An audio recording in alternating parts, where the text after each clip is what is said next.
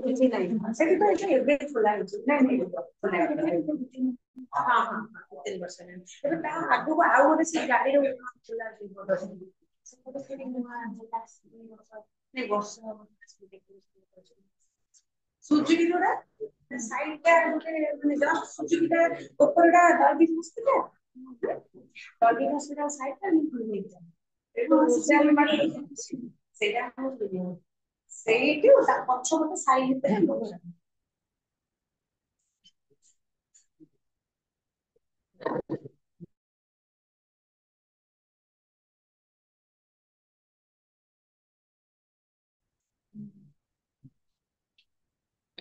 କଣ ପଢା ହେଇଥିଲା ରେ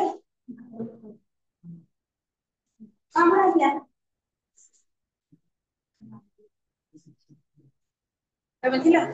ଲାଷ୍ଟ କ୍ଲାସ ତମେ ଥିଲ ତମେ ଲାଷ୍ଟ କ୍ଲାସରେ କିଏ ନଥିଲା କିଏ ନଥିଲା ତମେ ଥିଲ ନା ଥିଲ ନା ଭଲ ପଢା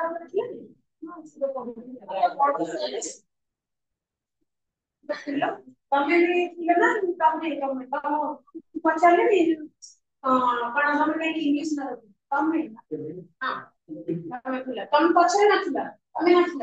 ତମେ ନଥିଲ ତମେ ସବୁ ଥିଲ ତମେ ଥିଲ ମନେ ଅଛି ତ ଆଉ କଣ ପଢା ହଉଥିଲା ତା ସହିତ ମିଶେଇ ଖାଲି ଉପରେ ପଢା ହଉଥିଲା ଆଉ ଗ୍ରାମାର ପଢା ହଉଥିଲା ତ ସାଙ୍ଗରେ ନିମକାଳ ସରିଲା ଗ୍ରାମାର ଟିକେ ଖାଲି ଡିସ୍କସନ ହେଲା ତାପରେ ଖାଲି ଉପରେ ପଢା ହେଲା ନା ନିମକାଳ ସରିଲା ଭାଗ ଉପରେ ପଢା ଭାଗ ଉପରେ ପଢା ଗ୍ରାମାର ପଢା ହେଇଛି ହେଲା ହଉ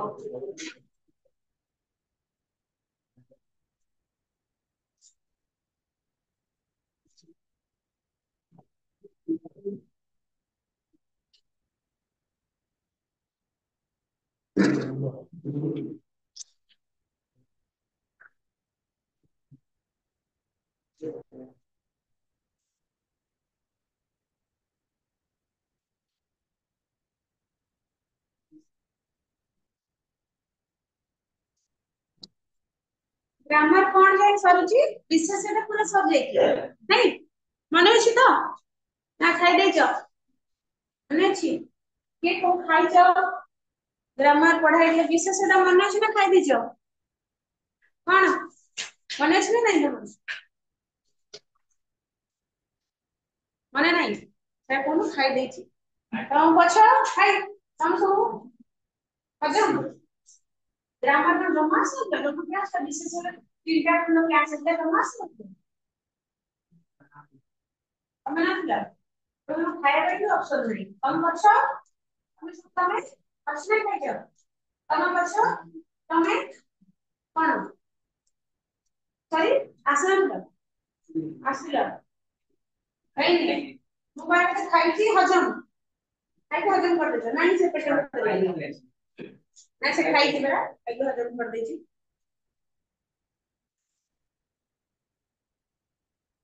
ହଉ ବିଶେଷ ସରିଛି ଯିଏ ହଜମ କରୁଛ ସେଟା ତାଙ୍କ ପ୍ରୋବ୍ଲେମ ପରୀକ୍ଷାରେ ଆସିବନି ଆଗକୁ ବଡ କ୍ଲାସ କିଛି ଆସିବନି ତମେ ନ ପଢିବ ନ ଦେନ ଆର ଚାହୁଁଛ ସରିଗଲା ବର୍ଷ ସରିଗଲା ଆଉ କେତେ ମାସ 2 ମାସ ପରେ ବୋଧେ ସେକେଣ୍ଡ ଇୟର ହେଇଯିବ ନାଇଁ 3 ମାସ ପରେ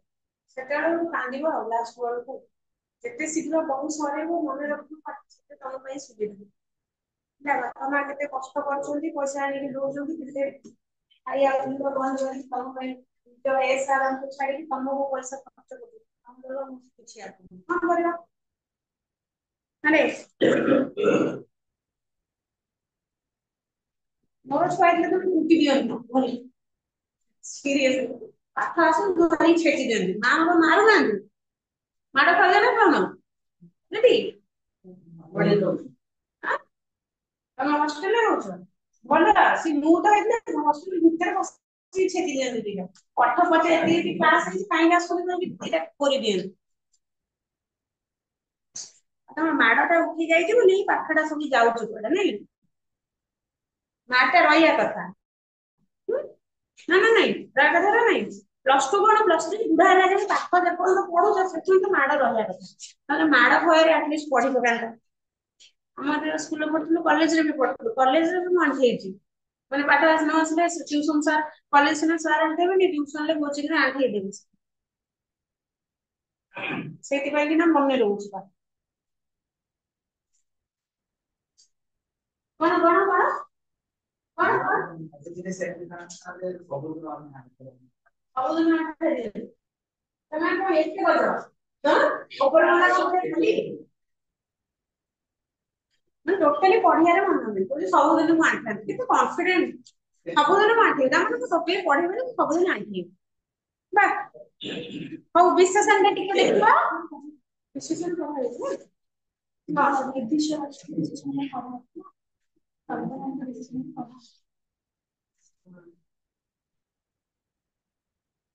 ସଂବିଧାନ ବିଶେଷଣ ପଢା ହବ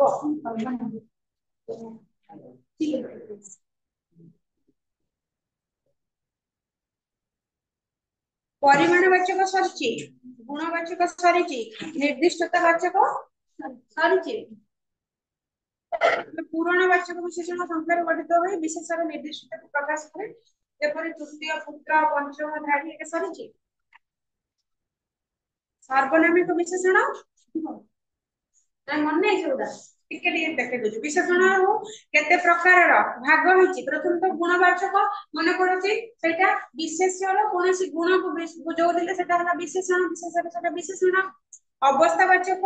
ଯେକୌଣସି ଅବସ୍ଥାକୁ ଯେମିତିକି ବୃଦ୍ଧା ୟଙ୍ଗ ଅବସ୍ଥା ଛୋଟ ବାଲ୍ୟ ଅବସ୍ଥା ଛିଣ୍ଡା ଜୋତା ନୂଆ ଜୋତା ଛିଣ୍ଡାଟା କଣ ସେ ଜୋତାର ଅବସ୍ଥା ଜୋତାଟା ପିନ୍ଧି ଛିଣ୍ଡି ଗଲାଣି ନୂଆ ଜୋତା ହେଲା ଜୋତାର ଅବସ୍ଥାଟା ସେଠି ନୂଆ ଅଛି ତାପରେ ଦୁର୍ବଳ ଶରୀର ଏସବୁ ହେଲା ଅବସ୍ଥା ବାଚକ ବିଶେଷଣ ସଂଖ୍ୟା ବାଚକ କହିଛି ଏଇଟା ବୁଝୁଛନ୍ତି ତମ ଗୋଟେ 25 ଟଙ୍କା ଆଉ କିଲୋ 5 କିଲୋ ଆଉ 1 କିଲେ ନାଇଁ ସେଇ କଥାଟା ତମକୁ ବୁଝୁଥିଲି ନା 25 ଟଙ୍କା 5 କିଲୋରେ 5ଟା ଯଦି ସଂଖ୍ୟା ବାଚକ ହବ ତାହେଲେ 1 କିଲୋ ଚାଉଳରେ 1 କିଲୋଟା କାହିଁକି ମୋର ପରିମାଣ ବାଚକ ହବ କାରଣ ଚାଉଳ ଅଛି ଚାଉଳଟା ପରିମାଣରେ ମାପୁଛେ ହେଲା ଏତିକି ଚାଉଳ ତେଣୁ କରିକି ସେଇଟା ହବ ତମର ପରିମାଣ ବାଚକ ସେତିକି ବାଟ ପୁରା ମନେ ଅଛି କ୍ଲିୟର ତାପରଟା ଆଉ ଥରେ କହିଦଉଛି ନିର୍ଦ୍ଦିଷ୍ଟତା ବାଚକ ବିଶେଷଣ ଠାରୁ କହିଦଉଛି ନିର୍ଦ୍ଦିଷ୍ଟତା ବାଚକ ବିଶେଷଣ କଣ ଯେଉଁ ବିଶେଷଣ ବିଶେଷ୍ୟ ପଦର ନିର୍ଦ୍ଦିଷ୍ଟତାକୁ ପ୍ରକାଶ କରେ ତାକୁ ନିର୍ଦ୍ଦିଷ୍ଟତା ବାଚକ ବିଶେଷଣ କୁହାଯାଏ ଏହା ମଧ୍ୟ ଦୁଇ ପ୍ରକାର ଗୋଟେ ପର୍ଟିକୁଲାର ଜିନିଷକୁ ବୁଝୁଛି ଗୋଟେ ନିର୍ଦ୍ଦିଷ୍ଟ ଜିନିଷକୁ ବିଶେଷ୍ୟର ନିର୍ଦ୍ଦିଷ୍ଟ ଜିନିଷଟାକୁ ଯଦି ବୁଝଉଛି ତାହେଲେ ନିର୍ଦ୍ଦିଷ୍ଟତା ବାଚକ ବିଶେଷଣ ସିଏ ମଧ୍ୟ ଦୁଇ ପ୍ରକାରର ଗୋଟେ ହେଲା ପୂରଣ ବାଚକ ଗୋଟେ ହେଲା ସଂଖ୍ୟା ବାଚକ ପୂରଣ ବାଚକ କଣ ପୂରଣ ବାଚକ ବିଶେଷଣ ସଂଖ୍ୟାରୁ ଗଠିତ ହୋଇ ବିଶେଷ୍ୟର ନିର୍ଦ୍ଦିଷ୍ଟତାକୁ ପ୍ରକାଶ କରେ ଯୋଉଟା ପୂରଣ ବାଚକ ବିଶେଷଣ ସଂଖ୍ୟାରୁ ଆରମ୍ଭ ହବ କିନ୍ତୁ କଣକୁ ବୁଝେଇବ ସେ ଯୋଉ ବିଶେଷ୍ୟର ନିର୍ଦ୍ଦିଷ୍ଟତାଟାକୁ ବୁଝେଇବ ତେବେ ସଂଖ୍ୟାବାଚକ ବିଶେଷଣ ଓ ଯେପରିକି ଉଦାହରଣ ହେଲା ତୃତୀୟ ପୁତ୍ର ତେବେ ତୃତୀୟଟା କଣ ସଂଖ୍ୟାରୁ ଆରମ୍ଭ ହେଲା ପୁତ୍ର ମାନେ ତୃତୀୟ ପୁତ୍ର ମାନେ ଯେତେବେଳେ ଗୋଟେ ବାପାର 3ଟା ପୁଅ ଥିବେ ତାର ତୃତୀୟ କି 4ଟା 5ଟା ଯେତେଟା ପୁଅ ଥାନ୍ତି ତୃତୀୟ ପୁତ୍ର କହିଲେ ତମେ ମାନେ ପର୍ଟିକୁଲାର ସେଇ ନିର୍ଦ୍ଦିଷ୍ଟ ବ୍ୟକ୍ତିଟାକୁ ବୁଝିବ ଯେ ସିଏ ହଉଛି ତୃତୀୟ ପୁତ୍ର ତାର ଯିଏ ହେଇଥିବ 3rd ନମ୍ବର ନାଇଁ ଏବେ ଯଦି 1 2 3 4 ମଝି ବେଞ୍ଚଟା ବସୁନାହାନ୍ତି ସେଟା ଗଣନ୍ତି 1 2 3 4ଟା ବେଞ୍ଚରେ ତମେ ବସିଛ ମୁଁ ଯଦି କହିଲି 3rd ବେଞ୍ଚର ପିଲା ତାହେଲେ ନିର୍ଦ୍ଦିଷ୍ଟ ସେଇ ବେଞ୍ଚର ପିଲାମାନଙ୍କୁ ବୁଝା ହବ ନା ଏମାନଙ୍କୁ ପଛ ବେଞ୍ଚକୁ ବୁଝା ହବ କାହାକୁ ବୁଝେଇବ ତାହେଲେ ହଁ ତମ 3rd ବେଞ୍ଚ ପିଲା କଥା କହୁନି ମୁଁ ଏଇଟା ଛାଡି ଗଣୁନି ଯଦି ମୁଁ କହିବି କେବଳ 3rd ବେଞ୍ଚର ପିଲାମାନେ ଠିଆ ହୁଅ ତାହେଲେ କୋଉମାନେ ଠିଆ ହବ କେବଳ ତମେ ମାନେ ଠିଆ ହବ ତମେ ଯାହା ଠିକ ନାହିଁ ମୁଁ ଯଦି କହିବି ପୁରା ଲାଷ୍ଟ ବେଞ୍ଚର ପିଲାମାନେ ଠିଆ ହବ ତାହେଲେ କିଏ ଠିଆ ହବ କେବଳ ସେ 2 ଜଣ ଠିଆ ହେବେ ଯଦି ତମେ ଫାର୍ଷ୍ଟ କି ସେକେଣ୍ଡ ତାହେଲେ ମାନେ ନିର୍ଦ୍ଦିଷ୍ଟ ସେଇମାନେ ଠିଆ ହବ ତେବେ ଏଇଟା ହେଲା ପୂରଣ ବାଚକ ବିଶେଷଣ କେମିତି ନା ପୂରଣ ବାଚକ ବିଶେଷଣର ସଂଜ୍ଞା ହଉଛି ପ୍ରଥମେ ସଂଖ୍ୟାରୁ ଆରମ୍ଭ ହେଇକି ତାପରେ ଗୋଟେ ନିର୍ଦ୍ଦିଷ୍ଟତାଟାକୁ ବୁଝଉଥିବ ନାଇଁ ବୁଝିଲ କ୍ଲିୟର ହେଲା ଉଦାହରଣ ଦେଲେ ବୁଝା ପଡିଲା ନା ହଉନି ଆରେ ବାବା ହଉଛି ନା ନାଇଁ ତମର ତାହେଲେ ସେଇଟା ହେଲା ତମର ପୂରଣ ବାଚକ ସଂଖ୍ୟା ସରି ପୂରଣ ବାଚକ ବିଶେଷଣ ପଞ୍ଚମ ଧାଡି ଏଠି ମଧ୍ୟ ତମର ଉଦାହରଣ ଧାଡିର ଦେଇଛି ମୁଁ ସେଟା କହିଦେଲି ସେଥିପାଇଁ ପଞ୍ଚମ ଧାଡି ଯେମିତି 1 2 ବେଞ୍ଚ ପଡେ 1 2 3 4 5 ପଞ୍ଚମ ଧାଡି ସବୁ ବେଞ୍ଚକୁ ମୁଁ ଗଣିଲି ପଞ୍ଚମ ଧାଡିର ପିଲାମାନେ କହିଲେ ଲାଷ୍ଟ ପିଲାମାନେ ଠିଆ ହେବେ କାହିଁକି ପଞ୍ଚମ ହେଲା ସଂଖ୍ୟା ବିଶିଷ୍ଟ 5 ଧାଡିଟା ତାପରେ पंचम धाड़ी पिला माने सेई निर्दिष्ट धाड़ी पिला को ही बुझे नुहे। तेबे संख्यावाचक विशेषण और पूरणवाचक विशेषण निर्दिष्टता दृष्टि समान अर्थ प्रकाश करुथिले हे रूप दृष्टि भिन्न दुईटा जाक समान। आमे देख आगुर आमे संख्यावाचक विशेषण पढ़िचे न कि संख्यावाचक रे कोन पढ़िथिले आमे संख्यावाचक विशेषण रे 25 टंका 5 किलो 7 समुद्र 300 एटा माने कोन तार पूर्वरु आग संख्या लागिबो तापर विशेषणटा को बुझेइबो दीटा जाक समान हेतिले मध्य अर्थ प्रकाश समान करुथिले हे रूप दृष्टि भिन्न। जेमिति कि हम 5 किलो चावल कहलु 5 किलो टा बुझिबा 5 किलो आ कोन उदाहरण गोटे 25 टंका 25 संख्यावाचक टंका हला गोटे विशेष तनु विशेषर टंका को संख्या को बुझुछु बोले सेटा हला संख्यावाचक विशेषण। एठी सेमति जदि हम कहिबा जे अर्थ प्रकाश करबे रूप दृष्टि दुईटा भिन्न किंतु 25 टंका आउ पंचम पुत्र तृतीय पुत्र कहबा ताले सेठी कोन दीटा जाक अर्थ समान सेटा मध्ये 25 टंका कहले निर्दिष्ट संख्या 25 टंका को बुझौची किंतु अर्थ दृष्टि कोन होला सेटा टंका रे हिसाब करबा संख्यावाचक विशेष निर्दिष्ट गोटे 25 टंका को ही बुझौची। एठी मध्ये गोटे काटी बुझिला जेकोनोसी समान माने तमे जेकोनोसी खाली मु पुओ कथा कहूनी बा मझियो पुओ तृतीय पुत्र पंचम धाड़ी कथा कहूनी जेकोनोसी कथा हो गोटे निर्दिष्टता को बुझौतु एवं ता पूर्व गोटे संख्या लागु तबे रूप दृष्टि सेटा कोन भिन्न। उदाहरण जोटा कहली संख्यावाचक और पूरणवाचक दुईटा जाक अर्थ दृष्टि समान हे पारे किंतु रूप दृष्टि भिन्न तबे सेटा कोन भिन्न देखो संख्यावाचक विशेष रे हम कोन कहूची एक किंतु पूरणवाचक रे हम कहूचे प्रथम। जदि हम संख्यावाचक रे कहबा गोटे बापा रे गोटे पुओ की गोटे गोटे के पुओ अछ की गोटे सिंगल वन चाइल्ड सब गोटे बाबा मोर भाई भौणी के ना भौणी अछि भाई नै हो एक पुत्र एक तमर भाई नै कि भौणी भौणी अछि भाई नै एक पुत्र तमे हो एक पुत्र माने तम बाबा मामा को जेतले पछारिबे तमर केतेटा पुओ से कोन कहबो एक पुओ वन हां वन पीस हला एक पुओ कहबे किंतु सेठी जते बोले दीटा ताले एक पुत्र और एक और प्रथम दीटा जाक अर्थ दृष्टि समान कि नहीं समान किंतु जदि हम पूरणवाचक व्यवहार हम संख्यावाचक कहले एक पुत्र कहूचे किंतु तमर भाईटा अछि भूमिका अछि यदि तम बुझेबो प्रथम संतान माने पर्टिकुलर काको बुझेबो तांको घरर तम घरर जे प्रथम संतान से पुओ हो कि झियो हो ताकू ही बुझेबो नै प्रथम किंतु अर्थ दृष्टि एक जहा प्रथम से प्रथम माने फर्स्ट एक भी फर्स्ट किंतु जते बेले तुमको एक पुत्र कहले तमे गोटे पुओ आउ मोर केतेटा पुओ यदि कहबो तम बाबा को पछे तोर तमर केतेटा पुओ माने से कहबो मोर गोटे पुओ एक पुओ आउ किंतु जदि तुमको के तम बाबा को पछे प्रथम संतान ताले से का कहबे जे तमे प्रथम ही पल्ले तुमको कहबे बा तम भौणी यदि प्रथम हेतु ताको मध्ये कहबे सेमति 2 द्वितीय 3 तृतीय 4 चतुर्थ ए भला हला येला 1 2 3 4 हला संख्यावाचक प्रथम द्वितीय तृतीय चतुर्थ पंचम हला सेला कोन पूरणवाचक तेणु करी ना अर्थ समान हेले भी रूप हला अलग अलग अर्थ किंतु दीटा समान नै कि 4 जो चतुर्थ सेया नै कि ता माने अर्थ समान संख्यावाचक और पूरणवाचक रो अर्थ समान खाली रूप अलग अलग ये एक लिखिले से प्रथम लेखा हो ये 2 लिखिले से द्वितीय लेखा हला क्लियर हला पूरणवाचकटा हां पूरणवाचक रो संख्याटा कहियो लास्ट हे ईयर इन फ्यूचर ये से को हां हमको से एटा मतलब किए करछि गाना रे एटा लगे जे कोई काई खुशी लगे सारे कोई खुशी लगे लगे के सट मन पे देखो कर जे दल के बाजार से खुशी लगे ना घर पे स्टाइल करे को अब ये जे छुट्टी करले बड़े स्टाइल के तौर पर चांची देखि पर सब पड़े तमे तमे पछो कोन चांची हम को तौर सब चांची जो छुट्टी के ऊपर होय देती संतार के नाल ना एटा कोन कहजो कानन लगउजो कोन कहजो इरिस आंटा प्रॉब्लम में इरिस हां गोळे करे तमे सब टॉप पे लगे हो किछ नै तू आसीबो पूरणवाचक विशेषणर संज्ञाटा को केमिति चिन्हिब जे सेटा पूरणवाचक बोली तम पाख तमे को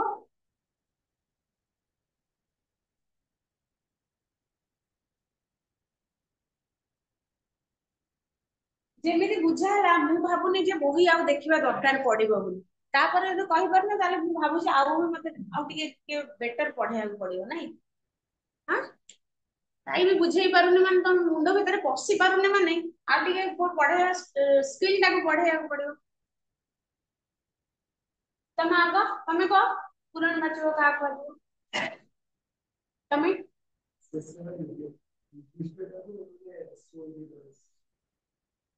विशेषण निर्दिष्टता को बुझुतो ठीक तापर तमे पाखरे एक पचल तमे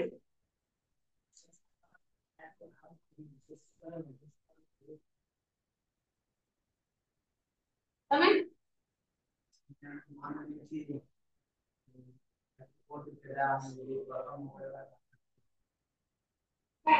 ଏଟା ବି ଡିଟେଲ କହିଲେ ଏଇଟା ଏଇଟା ପ୍ରଥମେ ଦିଟା ଯୋଉ ଗ୍ରୁପଟା ଅଲଗା ଅଲଗା କେମିତି ସଂଖ୍ୟାବାଚକ ଆଉ ବିଶେଷଣ ପୂରଣବାଚକର ଡିଫରେନ୍ସ ଟା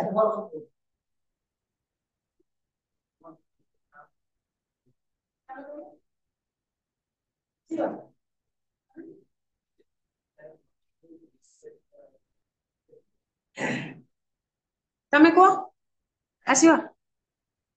ନାଇଁ ତମେ କୁହ ନାଇଁ କହୁନ କୁହ କୁହ କୁହ ବିଶେଷଣ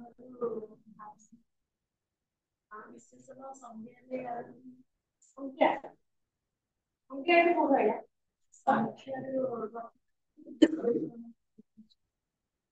ନିର୍ଦ୍ଦିଷ୍ଟତାରେ ଶେଷ ତମେ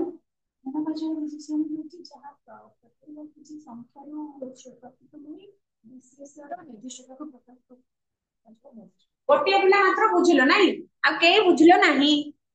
କାହିଁକି ଧ୍ୟାନ ଦେଲନି ଆଉ ଥରେ କହୁଛି ଭଲ ଶୁଣ ହେଲା ଯୋଉଠୁ ବୁଝୁନ ମତେ ଆଉ ଥରେ ପଚାର ଚୁପ ରହିଯାଅ କନସେପ୍ଟ କ୍ଲିୟର ନହେଲେ ଆଗକୁ କେମିତି ପଢିବ ରହିଯାଅ ହେଲା ପୂରଣବାଚକ ବିଶେଷଣ ସଂଖ୍ୟାରୁ ଗଠିତ ହବ ପ୍ରଥମେ ସଂଖ୍ୟାରୁ ଆରମ୍ଭ ହଉଛି ସଂଖ୍ୟାରୁ ଗଠିତ ହେଇକି ବିଶେଷ୍ୟର ନିର୍ଦ୍ଦିଷ୍ଟତାକୁ ବୁଝଉଥିବ ଗୋଟେ ପର୍ଟିକୁଲାର ତାକୁ ବୁଝଉଥିବ ଗୋଟେ ନିର୍ଦ୍ଦିଷ୍ଟ ତାକୁ ବୁଝେଇଲେ ସେଇଟା ହିଁ କୁହାଯିବ ଯେମିତି ଉଦାହରଣ କରୁଛି ସଂଖ୍ୟାରୁ ଆରମ୍ଭ କେମିତି ହେଲା ମୁଁ ଯଦି କହିବି ଏବେ ପ୍ରଥମ ଧାଡିର ପିଲାମାନେ ଠିଆ ହୁଅ ପୂରଣବାଚକରେ ଧ୍ୟାନ ଦିଅ ପ୍ରଥମ ଧାଡିର ପିଲା କହିଲେ ପ୍ରଥମ ଯୋଉ ଲଗେଇଲି ପ୍ରଥମଟା ସଂଖ୍ୟାରୁ ଆରମ୍ଭ ହେଲା କାରଣ ଏକ ନାଇଁ ପ୍ରଥମ ସଂଖ୍ୟାରୁ ଆରମ୍ଭ ହେଲା ନା ନାଇଁ ତାପରେ ଆମେ କଣ କଲେ ସଂଖ୍ୟାରୁ ଆରମ୍ଭ ହେଇ ଆଉ ବିଶେଷର ଗୋଟେ ନିର୍ଦ୍ଦିଷ୍ଟତାକୁ ବୁଝଉଥିବ ନିର୍ଦ୍ଦିଷ୍ଟତା କହିଲେ ପ୍ରଥମ ଧାଡି କହିଲେ ତମେ ଠିଆ ହବ କି ସିଏ ଠିଆ ହବ କି କିଏ ଠିଆ ହେବେ ତାହେଲେ ହଁ ପ୍ରଥମ ଧାଡି ତେବେ ନିର୍ଦ୍ଦିଷ୍ଟ ପର୍ଟିକୁଲାର ସେଇ ଧାଡି ଲୋକଙ୍କୁ କହୁଛି ନା ନା पर्टिकुलर से प्रथम धाड़ी कहले पर्टिकुलर गोटे धाड़ी से प्रथम धाड़ी जो माने बसथिबे सेही माने ही ठिया हेबे आउ केही ठिया हेबा आवश्यकता नहीं तो तृतीय पुत्र कहले बापार जदि पांचटा पुओ थिबो ताले 3 नंबर पुओ जे ताकू निर्दिष्ट बुझा हबो से 4 नंबर की 1 नंबर की 3 नंबर को बुझा हबो नहीं तबे पूरणवाचक कोन हैला संख्यारू आरंभ हबो नहीं संख्यारू गठित हेकी विशेषता निर्दिष्टतारे सरुथिबो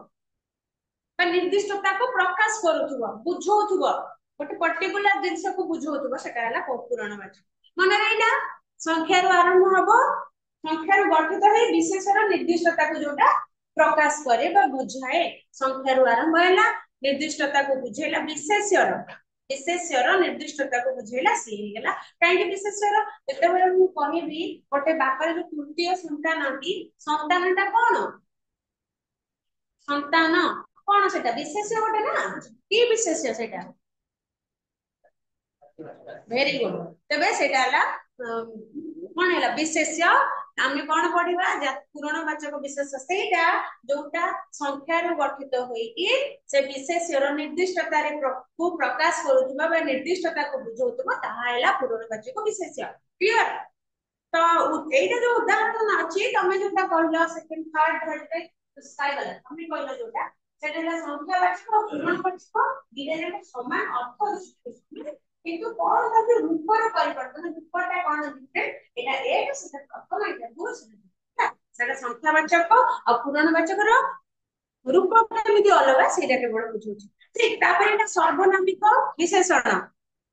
ସର୍ବନାମରୁ ଗଠିତ ହୋଇ ବା ସର୍ବନାମ ଯେଉଁଠାରେ ବିଶେଷର ନିର୍ଦ୍ଦିଷ୍ଟତା ପ୍ରକାଶ କରେ ତାହାକୁ ସର୍ବନାମିକ ବିଶେଷଣ ବୋଲି କୁହାଯାଏ। ସର୍ବନାମରୁ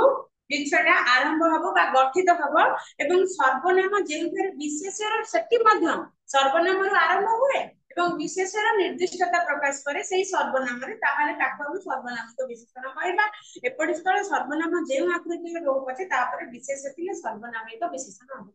ସର୍ବନାମ ପରେ ବିଶେଷ ଥିଲେ ତାହା ସର୍ବନାମିକ ବିଶେଷଣ। ଉଦାହରଣ, ଏ ଲୋକ ଯେଉଁ ଦେଶ ସେହି ରାଜା, କେଉଁ କଥା ଯେ ଦେଶ ଯାଏ ସେ ଫଳ ଖାଇ, ସେଥିରେ ଏ ଲୋକ, ତାହେଲେ ଏଇଟା କଣ, ଭେରି ଗୁଡ, ଏଇଟା ଗୋଟେ ସର୍ବନାମ ଯେଉଁ, ଠିକ ଏ ଲୋକ, ତେବେ ଏ ପ୍ରଥମେ ଆମ ସର୍ବନାମ ଆସିଲେ ତାପରେ ଏ ଲୋକ କହିଲେ ନିର୍ଦ୍ଦିଷ୍ଟତାକୁ ମଧ୍ୟ ବୁଝେଇବ ନାଇଁ, ସେ ଲୋକ କହିଲେ ମୁଁ ସେଇ ଲୋକଟାକୁ ପର୍ଟିକୁଲାର ବୁଝଉଛି, ଏଇ ବ୍ଲାକ ବୋର୍ଡ କହିଲେ ମୁଁ ଏଇ ବ୍ଲାକ ବୋର୍ଡ ଟାକୁ ପର୍ଟିକୁଲାର ବୁଝଉଛି ନାଇଁ। ମୁଁ ଯଦି କହିବି ତମକୁ ଏଇ ପାଣି ବୋତଲ ଟା ମତେ ଦିଅ, ତମେ କଣ ଏଇ ପାଣି ବୋତଲ ଟା ମତେ ଦବ କି, ସେଇଟା ହିଁ ଦବ ନା। ତେବେ ତେବେ ସେଇଟା ଏ ହେଲା ସର୍ବନାମ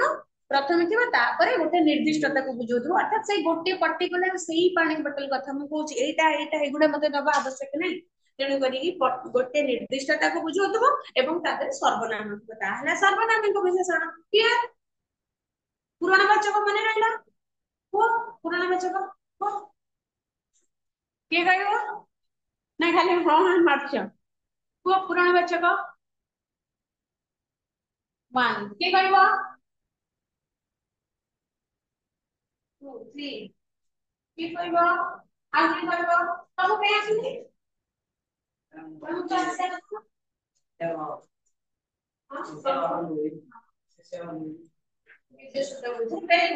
ତମେ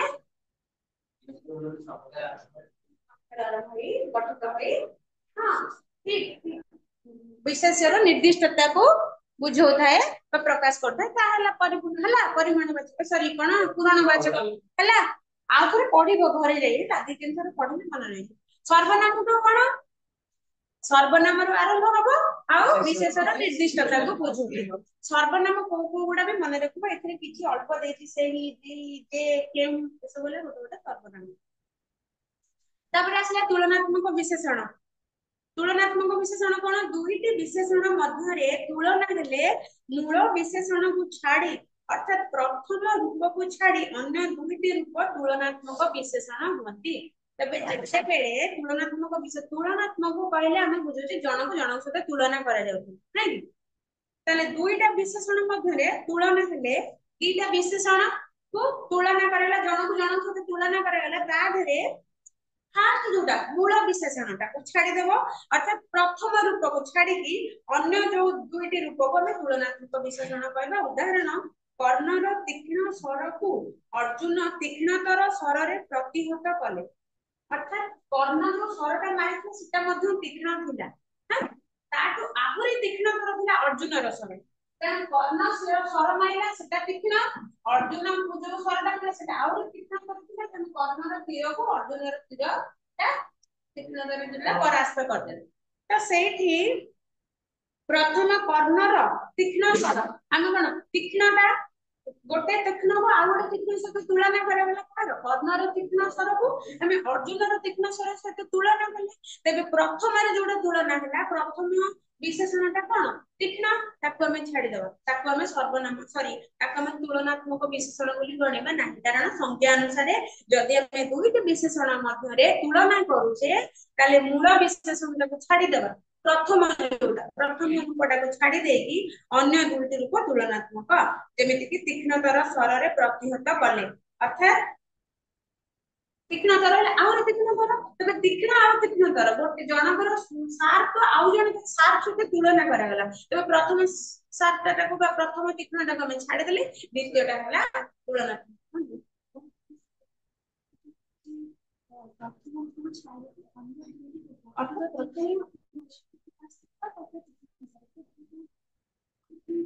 ଆଉ ଦୁଇଟି ନୁହଁ ସେ ଦେଲା କି ଦୁଇଟି ବିଶେଷଣ ମଧ୍ୟରେ ତୁଳନା ହେଲେ ମୂଳ ବିଶେଷଣକୁ ଆମେ ଛାଡିଦେବା। ମୂଳ ବିଶେଷଣ କୋଉଟା ଠିକ ନା, ଅର୍ଥାତ ପ୍ରଥମ ରୂପକୁ ଛାଡି ଅନ୍ୟ ଦୁଇଟି ରୂପ ତୁଳନାତ୍ମକ। ଏଇଟା ହେଲା ସେ ଆଉ ଯଦି କୋଉଥିରେ ଦିଟା ଥିବ ତ ଦିଟା କରିବ। ଏଥିରେ ଗୋଟେ ଅଛି ହେଲେ ବେଦ ହେଉଛି ମାନବ ସଭ୍ୟତାର ପ୍ରାଚୀନତମ ଗ୍ରନ୍ଥ। ତେବେ ଏଇଟା କଣ ହବ? ତଳେ ଅଛି ଉଦାହରଣ କହିଦେବି ଆଗ ଏଇଟା କହିସାର। ବେଦ ବେଦ ହେଉଛି ମାନବ ସଭ୍ୟତାର ପ୍ରାଚୀନତମ ଗ୍ରନ୍ଥ। ଏଇଠି ପ୍ରାଚୀନତମରେ ଯେହେତୁ ରେଖା କରାଯାଇଛି ଅଣ୍ଡରଲାଇନ କରାଯାଇଛି ତମେ କହିବ ପ୍ରାଚୀନତମଟା ହଉଛି ତୁଳନାତ୍ମକ। ତେବେ ପ୍ରାଚୀନତମ ହେଲା କଣ? ପୁରାତନ। ଏଇଠି ଯୋଉ ବେଦଟା ଅଛି ବେଦଟା କଣ ଆଜିକାଲି ରଖି? ତେବେ ସେଠି ସେଟା ଦେଖାଯାଏନି ପ୍ରାଚୀନ, କିନ୍ତୁ ବେଦର ନାଁ ଶୁଣିଲେ ଆମେ ଜାଣିଛେ କି ସେଟା ପ୍ରାଚୀନ, ସେଟା ଆଜିକାଲିର ବହି ନୁହେଁ। ତେବେ ବେଦ ହଉଛି ମାନବ ସଭ୍ୟତାର ପ୍ରାଚୀନତମ ଗ୍ରନ୍ଥ, ଅର୍ଥାତ ଆହୁରି ପୁରାତନ ଗ୍ରନ୍ଥ। ତଳେ ଏକ୍ସାମ୍ପଲ ଦେଖିଲେ ଆଉ ଟିକେ ବୁଝିଯିବ କ୍ଲିୟର। ପ୍ରଥମେ ଅଛି ମୂଳ ବିଶେଷଣ। ମୂଳ ବିଶେଷଣ ଦୁଇ ମଧ୍ୟରେ ତୁଳନାତ୍ମକ ବିଶେଷଣ, ଅନେକ ମଧ୍ୟରେ ତୁଳନାତ୍ମକ। ଯେମିତି ତମେ ଇଂରାଜୀରେ ମଧ୍ୟ ଏଟା ପଢିଥିବ ତମର ଗୁଡ ବେଟର ବେଷ୍ଟ ନାଇଁ, ଏଇଟା ସେଇଭଳି ହେଲା। ସେଟା ଯଦି ମନେ ପକେଇବ ଆଣିକି ଆଧାରେ ଯୋଡି ଦିଅ ଆହୁରି କ୍ଲିୟର ହେଇଯିବ। ତମେ ପଢୁଛ ବୃହତ, ଏଟା ବୃହତ ଗୋଟେ ହେଲା। ବୃହତ ହେଲା ମୂଳ ବିଶେଷଣ, ତାକୁ ଆମେ ଛାଡିଦବା ହେଲା। ମୂଳ ବିଶେଷଣ ଟାକୁ ଆମେ ଛାଡିଦେଲା। ଅନ୍ୟ ଦୁଇଟି ଯୋଉ କହିଛି, ଅନ୍ୟ ଦୁଇଟି ଏଠି କଣ କହୁଛି?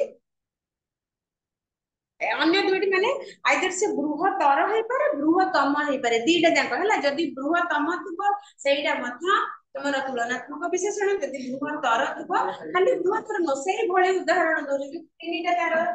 ଅଛି ରୂପ, ଗୋଟେ ମୂଳ ରୂପ ଗୋଟେ ଦ୍वितीय, ଦିଟା ମଧ୍ୟରେ ତୁଳନା କରିକି ଆମେ ଗୁଡ କହିଲେ ମୂଳ ରୂପ ହେଲା କଣ?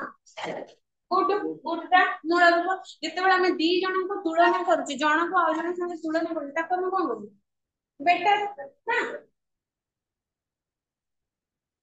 ଯେମିତି ତମର ନାଁ କଣ? ଲମ୍ବୋଦର। ତମ ନାଁ? ହାଁ? ତମ ନାଁ ରାହୁଲ, ତମ ନାଁ ଲମ୍ବୋଦର। ତାହେଲେ ତମେ କହିଲ ଦି ଜଣ ଭିତରେ କମ୍ପେୟାର କରି ଗୋଟେ ଭାଇ କୁହ, ତୁଳନା କରିବ, ତୁଳନା।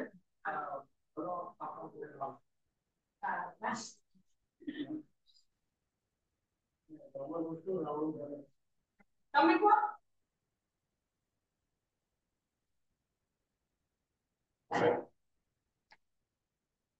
ସପୋଜ ତମକୁ ମୋଠୁ ସିଏ ଭଲ ହେଲା, ଯଦି କହିବ ତାହେଲେ କଣ କହିବ? କଣ କହିବ?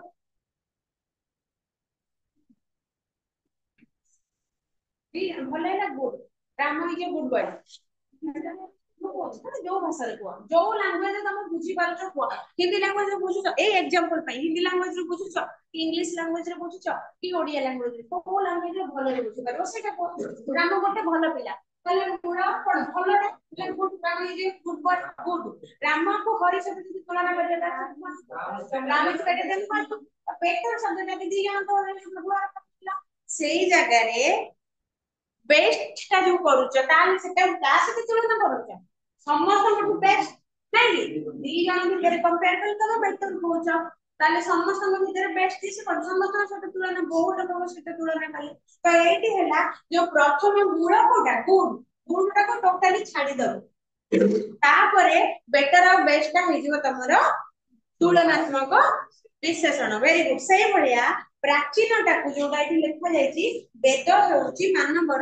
ମାନବ ସଭ୍ୟତାର ପ୍ରାଚୀନତମ ଗ୍ରନ୍ଥ। ତାହେଲେ ପ୍ରାଚୀନତମ, ପ୍ରାଚୀନତର ଆଉ ପ୍ରାଚୀନ, ମୂଳ ହେଲା ପ୍ରାଚୀନ ହେଲା। ମୂଳ କଣ? ପ୍ରାଚୀନ। ମୂଳଟା କଣ? ମୂଳ ବିଶେଷଣଟା ପ୍ରାଚୀନ ନା। ଏଇ ଯୋଉ ଧାଡିରେ ବେଦ ହେଉଛି ମାନବ ସଭ୍ୟତାର ପ୍ରାଚୀନତମ ଗ୍ରନ୍ଥ। ତାପରେ ଯଦି ଆମେ ଦିଟା ବହି ତୁଳନା କରିବା ତାହେଲେ କଣ ହବ? ଦିଟା ବହି ମାନେ ଯେମିତି ତମର ଲକ୍ଷ୍ମୀ ଗୋଟେ ଉଦାହରଣ ହଉଛି ଋଗ୍ବେଦ ଆଉ ସାମବେଦ ଭିତରେ। ତମେ କହିବ ଋଗ୍ବେଦ ସାମବେଦ ଠାରୁ ପ୍ରାଚୀନତର, ଅର୍ଥାତ ଋଗ୍ବେଦଟା ସାମବେଦଠୁ ଆହୁରି ଦିଟା ଭିତରେ ତମେ ଡିଫରେଣ୍ଟ। ଦିଟା ଯାକ ଏକା ନୁହଁ, ଏକ୍ସାମ୍ପଲ ଦେବା ପାଇଁ କହିଲି ହେଲା। ତ ଏଇଟା କାହାଠୁ ପୁରୁଣା ନୁହନ୍ତି କି ଏଇଟା କାହାଠୁ ନୂଆ ନୁହେଁ, ମୁଁ ଏକ୍ସାମ୍ପଲ ଦଉଛି। କିମ୍ବା ତମକୁ ଆଉ ଗୋଟେ ଉଦାହରଣ ଦଉଛି,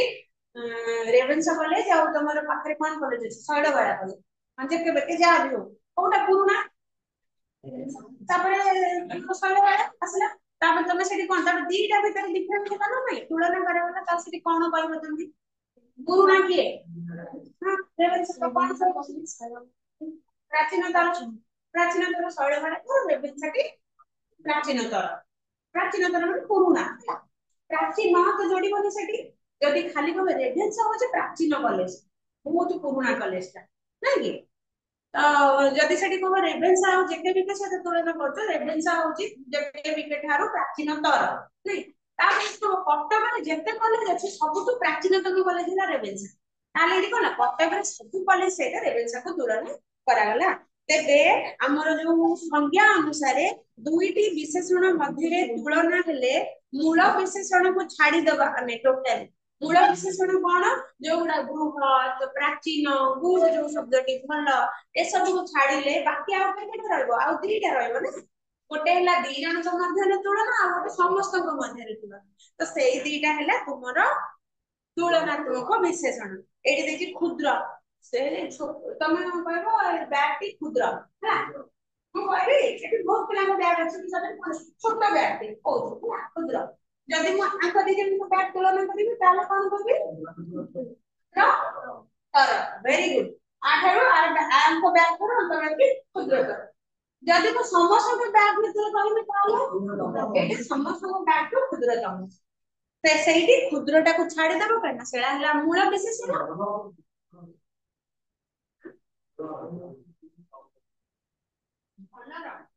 ସବୁ ଶବ୍ଦରେ ନଥିବ କୁହ କୁହ ଭଲକୁ ଆଉ କଣ କହିପାରିବ ଗୁଡ ଇଂଲିଶରେ ତାଠୁ ଭଲ କଣ ହେଇପାରିବ ସବୁ ଭଲ ଶବ୍ଦ ସିନା ଓଡିଆ ଶବ୍ଦ ସେଇ ଭଲ ଜିନିଷଟା ରିପ୍ରେଜେଣ୍ଟ କରିବା ପାଇଁ ଆଉ କୋଉ ଶବ୍ଦ ତମେ ବ୍ୟବହାର କରୁଛ ଇଂଲିଶ ଓଡିଆ ଇଂଲିଶ ତ ସବୁ କହିବେ ଗୁଡ ବେଷ୍ଟ ବେଟର ଏଗୁଡା କହିବେ ବେଟର ବେଷ୍ଟ ଯେମିତି ସୁନ୍ଦର କହିବେ ସେ ସୁନ୍ଦରତର ତାଠୁ ସୁନ୍ଦରତର ସୁନ୍ଦରତମ ସେମିତି ଭଲତର ସବୁ ଶବ୍ଦ ପାଇଁ ସବୁ ଶବ୍ଦର ହେଇପାରିବନି ଭଲ ସେ ଯୋଉ ଜିନିଷଟା ଭଲଟାକୁ ତମେ ଅଲଗା ଅକ୍ଷରେ ମଧ୍ୟ ନେଇପାରିବ ଖାଲି ଯେ ଭଲକୁ ଭଲ ବୋଲି କୁହାଯାଏ କି ଆହୁରି କେତେ କଣ କହିଲେ ହେଇଯିବ କଣ କୁହାଯାଏ ଗୋଟେ କୁହ ଯେ କୌଣସି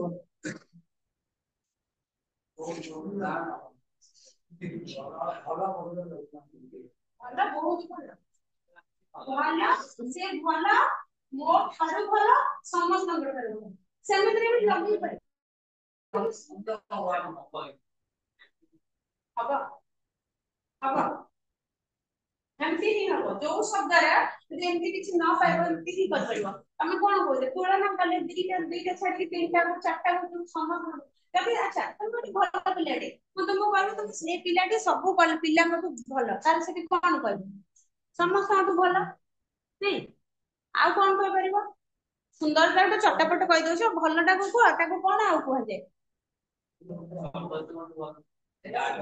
ଶାନ୍ତ ପିଲା ଯଦି ଶାନ୍ତ କହିଲେ ତାହେଲେ ପିଲାଟି ଶାନ୍ତ ଠିକ ସେଠି କଣ ଲଗେଇବ ତାଠୁ ସେ ଶାନ୍ତତମ ହବ ସେଇଟା ସବୁ ଶବ୍ଦରେ ହବ ନାହିଁ ତେଣୁ କରିକି ଯୋଉ ବିଶେଷଣରେ ଦ୍ୱିତୀୟ ତୃତୀୟ ଯୋଉ ଥିବ ଯେ ଇଂଲିଶରେ ଯେତେବେଳେ ତମେ ଘୋଷୁଛ ଗୁଡ ବେଟର ବେଷ୍ଟ କଣ ଯେତେ ସାରା ଶବ୍ଦ ଅଛି ସବୁର ଘୋଷୁଛ କିଛିଟା ଥାଏ ଯେତେଟା ଥାଏ ଯେତିକି ଥିବ ସେତିକି ଲେଖିବ ଯୋଉଟା ନଥିବ ଯାହାର ନଥିବ ଏମିତି ମୂଳ ବିଶେଷଣ ତୁଳନାତ୍ମକ ବିଶେଷଣ ଅନେକ ମଧ୍ୟରେ ତୁଳନାତ୍ମକ ସେଟା ପଡିବନି ବ୍ୟସ୍ତ ହଉଛି ହଁ ଇଂଲିଶରେ ଲିଡର କଣ ଅଛି ଘୋଷିତ ତ ଲିଡର ଅଛି ଅଛି ସେଇଭଳିଆ ଓଡିଆର କିଛିଟା ଶବ୍ଦ ତାର ତିନିଟା ଯାକ ଘୋଷା ରହିବ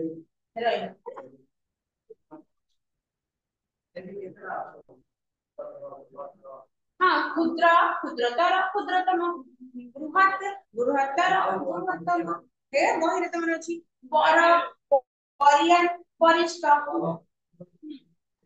ବରିଷ୍ଠ ମାନେ ଗୋଟେ ଜାଣିମାନ ବ୍ୟକ୍ତି ମାନେ ଗୋଟେ କଣ ବରିଷ୍ଠ ବ୍ୟକ୍ତି ଯୋଉ କହୁଛେ ଗୋଟେ ଭଲ ସମ୍ମାନନୀୟ ବ୍ୟକ୍ତି ହେଲା ଲଘୁ ଲଘୁତର ଲଘିଷ୍ଠ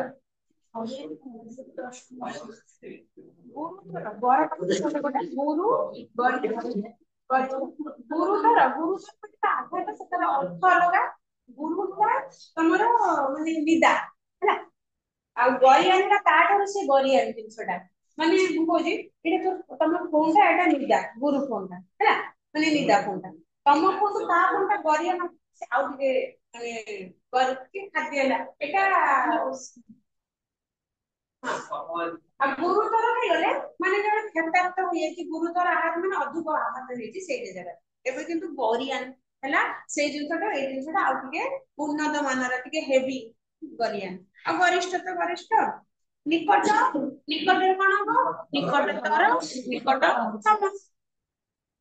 କେତେ ଶବ୍ଦ ଏମିତି ଅଛି ତାର କିଛି ତିନିଟା ଯାକ ଫର୍ମ ସମାନ କେତେ ଶବ୍ଦ ଅଛି ତିନିଟା ଯାକ ଅଲଗା ଅଲଗା ଫର୍ମ ଥାଏ। ତେବେ କ୍ରିୟାର ବିଶେଷଣ କ୍ରିୟାରୁ ଜାତ ବିଶେଷଣ ପଦକୁ କ୍ରିୟାଜ ବିଶେଷଣ କୁହାଯାଏ। ସରି ଏଇଟା ହେଲା କ୍ରିୟାଜ ବିଶେଷଣ ହେଲା। କ୍ରିୟାଜ ବିଶେଷଣ କଣ କ୍ରିୟାରୁ ଜାତ ବିଶେଷଣ ପଦକୁ କ୍ରିୟାଜ ବିଶେଷଣ କୁହନ୍ତି। ଏହା ବିଶେଷଣର କ୍ରିୟା ଅବସ୍ଥାକୁ ପ୍ରକାଶ କରେ ଯେମିତି ଶୋଇଲା ପୁଅର ଭାଗ ନାହିଁ। କ୍ରିୟାଜ ହେଲା କ୍ରିୟାରୁ ଯୋଉଟା ଜାତ ନାଇଁ କି କ୍ରିୟାରୁ ଜାତ ବିଶେଷଣ କ୍ରିୟାରୁ ଜାତ ତେବେ ଏହାକୁ କ୍ରିୟା ଏହି ବିଶେଷଣ ଏହା ବିଶେଷଣର କ୍ରିୟା ଅବସ୍ଥାକୁ ପ୍ରକାଶ କରେ। ଶୋଇଲେ ପୁଅର ଭାଗ ନାହିଁ ଏଇଠି କ୍ରିୟା କିଏ ତ ସେ କ୍ରିୟାର ଜାତ ହଉଛି ତେଣୁ ଶୋଇଲା ହବ ତୁମର କ୍ରିୟାଜ ବିଶେଷଣ। ତେବେ କୁହ ଗରବ ଦେଖିବନି କେହି ଗରଜିଲା ମେଘ ବରଷେ ନାହିଁ ଏଥିରେ କୋଉଟା କ୍ରିୟାଜ ହବ ଠିକ ହଁ। ଚାଲିଲେ ଶଗଡ ହାତ ମାର ନାହିଁ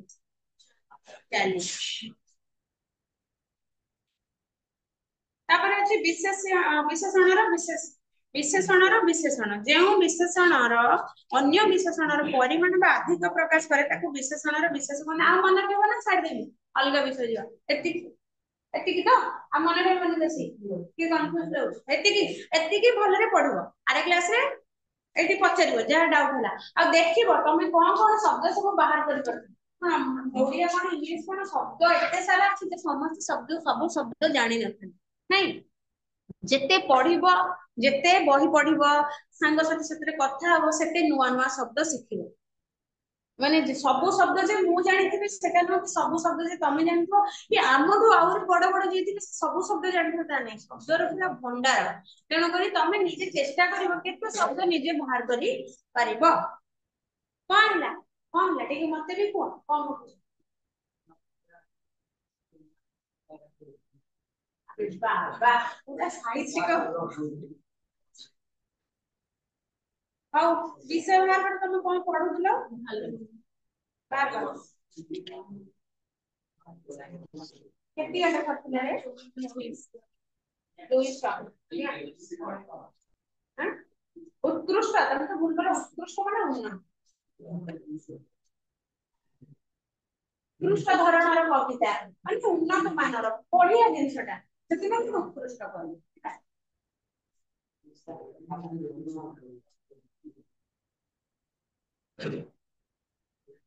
ଦୁଇଶହ ପେଜ ନମ୍ବର 200 ହାଁ पेज नंबर 200 ये पढ़िबो ना तू पढ़िबी निशा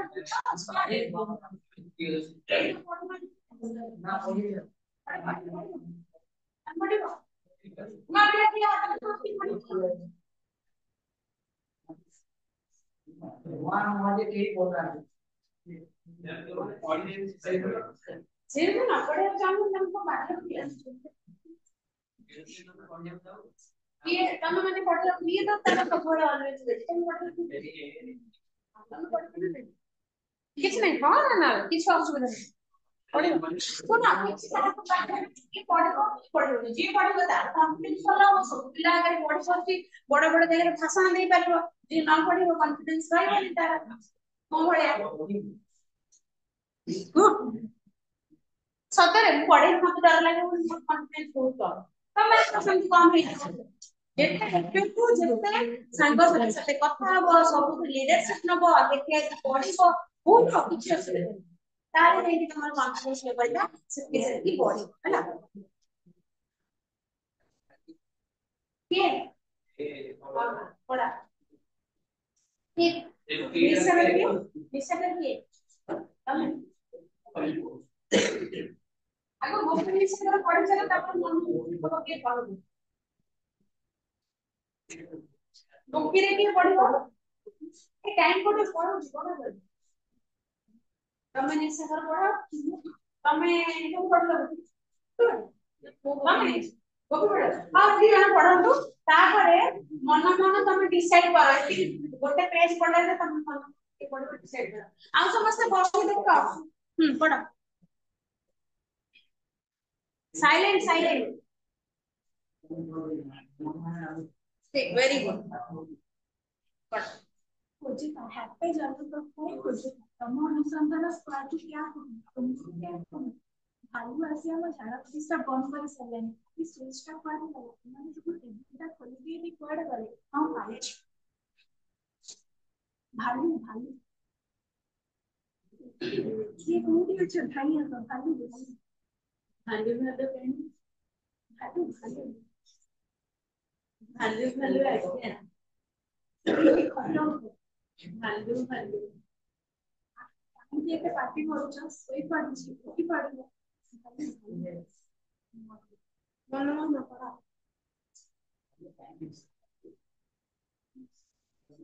ये जोई पड़ा हां वेरी गुड अपन समस्त में जाते खटो ऊपर रहना आई फोटो ऊपर कुछ नहीं भालू नहीं आखिता है आखिता है खुदी भी बोलंदो हां वैसे रह गया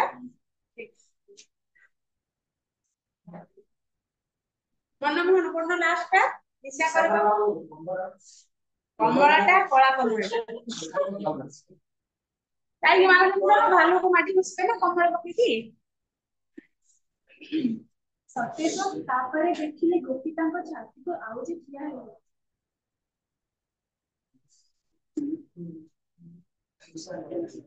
अरे गोपी छाड़ आखी खोल एटा कमलाटा गोपी ए पिलाटा मुछा आइला कोन गोपी अरे गोपी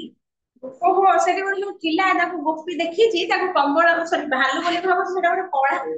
कळा रंगर कमलाटा थुआई जी ए ताको भालू बोली भाबी डरी की छानिया है जी नहीं अरे जेटा भालू ने कमला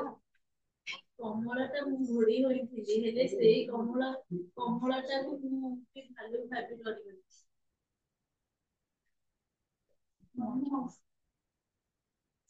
भाई अन्य माने कहउछ सुन देखिले आगे निद लगी आसीथिला सपन देखिथिली भालुटा पाइखाना भीतर को आसी खट ऊपर उठिला कमल देखि मोरी पाखरे जाकी जाकी होई सोई पड़िला ठीक सेतिकी बेलको आगे बापू भालू भालू डाक छाड़िले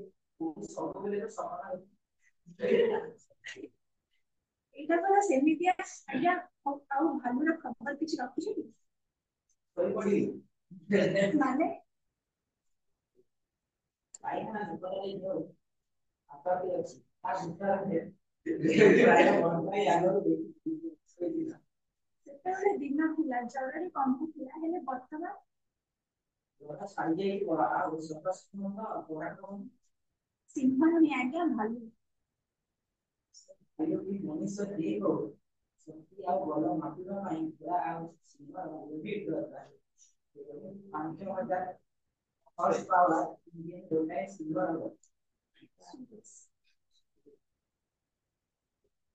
Suresh Word सारा बापू को व्यक्ति तरह कभी भी आज्ञा बाथरूम बाहर रुकी स्विच रख दो स्विच के लिए डोर को बाथरूम अंदर रखा था आ बाहर स्विच आलो नंदल आलो पाए भालू आलू कुआडे एलर्जी भालू आलू एलर्जी ठीक आसी गोपी बाथरूम को टॉल नहीं व्यक्ति का बाहर कोई ले ले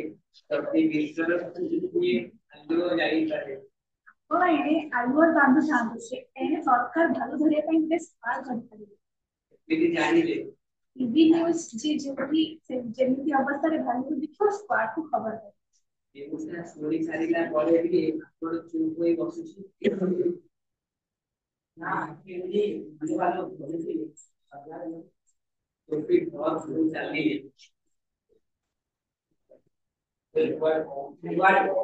पुलिस का भी ସେଇ ସୁରେଶ ମାନେ ଏବେ ସେଇ ସ୍କ୍ୱାଡ୍ ସରା ଭାଲ୍ୟୁ આપણે ପଇସା ବଲ କରି ଦେଲା ଯାଉଛି ପାଗଳ ହେଇଗଲେ ଆପଣ ଭଲ କରି ଜାଣିଛନ୍ତି ଭାଲୁ ବିଶ୍ୱାସଘାତକତାକୁ କ୍ଷମା କରେ ନାହିଁ। ଆମ ସମସ୍ତଙ୍କ ଜୀବନ ପାଇଁ ତା ଉପରେ ଯଦି ସସ୍ପେଣ୍ଡ ଲେଖିଦେଲ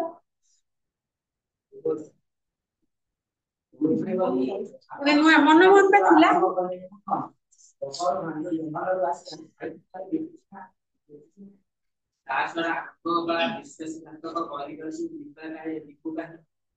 विश्वास बुझिले आज्ञा ए जगतटा तो विश्वास रे चलीछि अवश्य प्रमाण नथिले दबा कष्ट कर ए भालू कथा धरछ ना जे कोनोसी कारण कोन काई भालू जंगल छाड़ी पाए आहा मो कथा सुनନ୍ତୁ ना जदि बा पळै आसला ए सहर रे तो अनेक घर अछि कोन करछ हेडी बसी 10 छिनेला नख छिनेला अनेक बेडरूम ड्राइंग रूम अछि दामी दामी सुभाषित बाथरूम लैट्रिन इत्यादि भी अछि केतना को पेस पढ़ा होची हमर पेस कते नख छिनो धाडी बसी हां सिलेक्ट करा काहे यस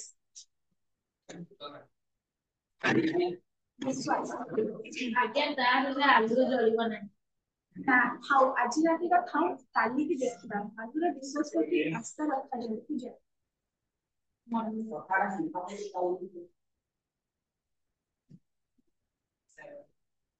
मनमोहन बाबू आलूरे खाइले दूर अंधार रे खाइले से दूर आदि विरोध खास तो उपास रखे राती खाइबा पानी खाइबा पक्का जड़ा बाथरूम में भी इबा मोना आलूटा भी डॉक्टर सब बोली जवान जड़ा देखिला पूरी कोना सभी उतर के सेवा आसिला से भी बंद नहीं माने आलू घरे आज इंटरव्यू बंद एबी अनाउंस कर देखो भालू हम प्रति केमी दया करे समस्या जते बेले अजन विपदे दया करी कबाट क्वेश्चन आमी जते बेले दयाटा को आम आखि सामने रख ए आगला कोन फरक पड़ी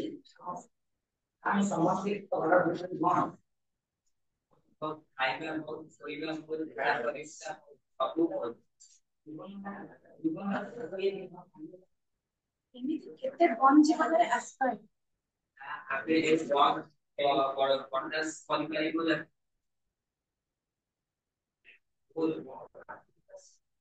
आपकी वालस को संपर्क बी पोस्ट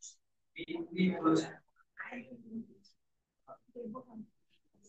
उन्होंने नुआ असला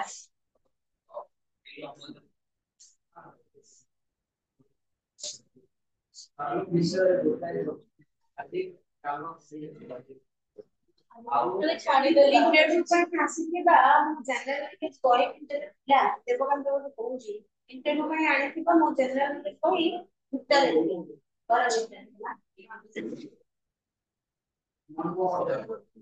कौन जो विषय बुझाए तुम आर्टिकल प्रोफेसर आउ बोलना को जो है और कॉपी के पास सब इंटरव्यू प्रोफेसर कॉपी से शुरू होता है देखिए भाग्य का समय पे सैन की कंपेयर किए ना पिता जन्म करे कौन है कोटी से एक पास लास्ट लेना सब है लैवेंडर साबुन ने गाता है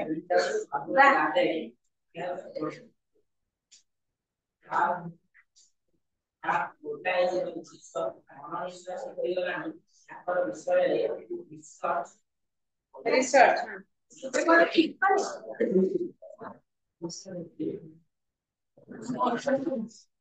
राइट अच्छा और समझ है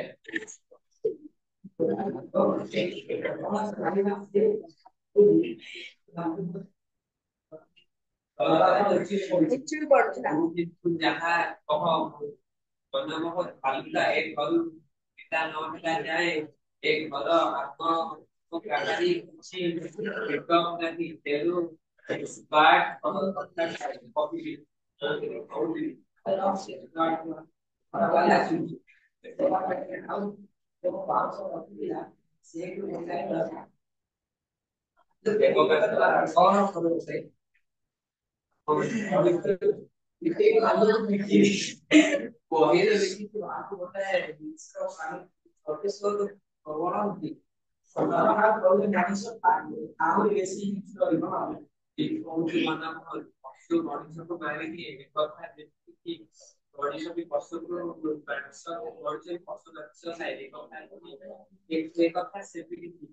तफात ଭିତରେ ଏତିକି ଆମେ ରନ୍ଧନ ସବୁ ଆଉ ସେମାନେ ଖାଉଛୁ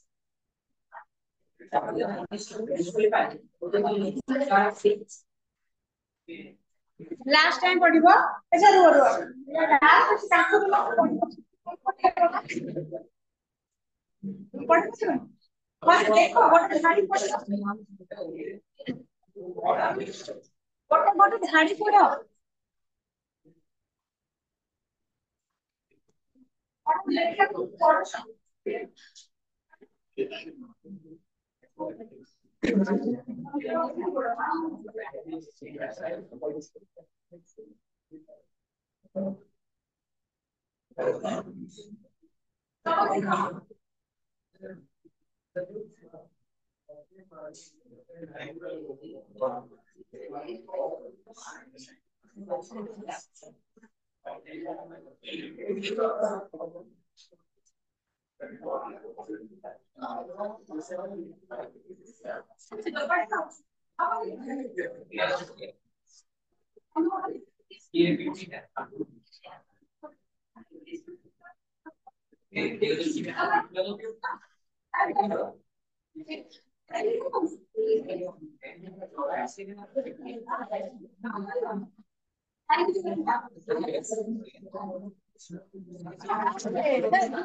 सरिला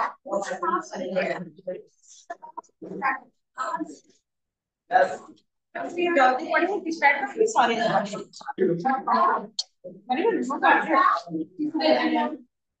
कर दिबो जल्दी 10 मिनिट पढ़ेला 20 मिनिट पढ़े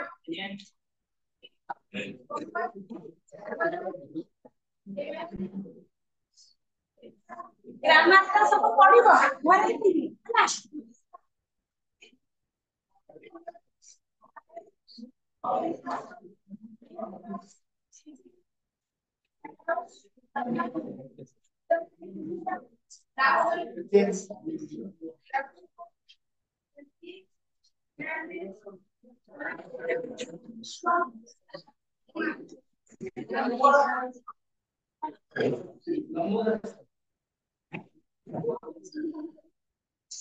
बुझिଛ ତ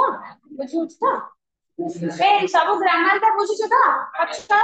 आरे क्लास रे पचरा हबो पढ़ी के आस्तिबो वेरी गुड चपटा चपटा